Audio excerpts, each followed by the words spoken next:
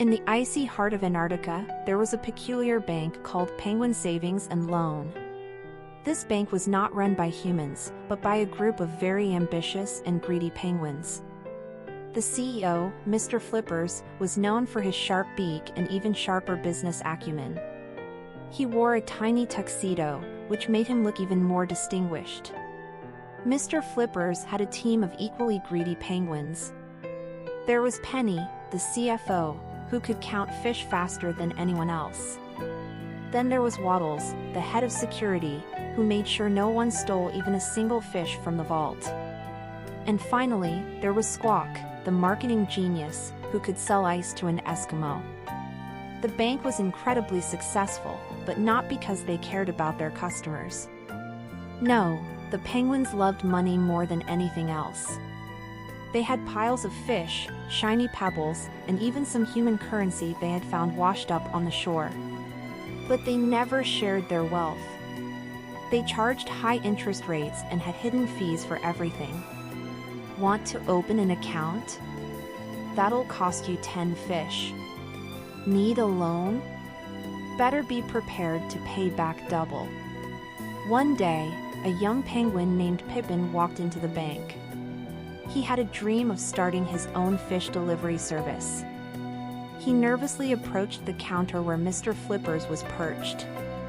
"Excuse me, sir," Pippin began, "I'd like to apply for a loan to start my business." Mr. Flippers eyed Pippin suspiciously.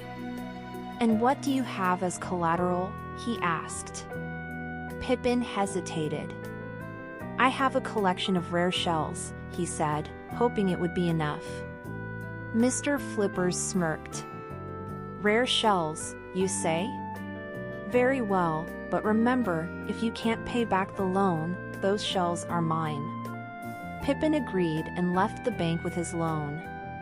He worked hard, delivering fish all over Antarctica. His business grew, and soon he had enough to pay back the loan. But when he returned to the bank, Mr. Flippers had other plans. "I'm afraid there's been a mistake," Mr. Flippers said, feigning concern. "You see, there's an additional fee for early repayment." Pippin was shocked. "But you never mentioned that." Mr. Flippers shrugged. "It's in the fine print," he said, pointing to a tiny sign on the wall.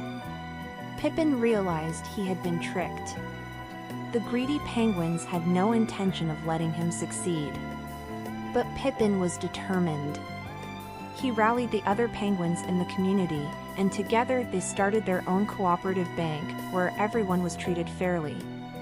Penguin Savings and Loan eventually went out of business, as more and more penguins chose the cooperative bank. Mr. Flippers and his team were left with nothing but their greed. And so, the penguins learned that while money is important, it's the community and fairness that truly matter.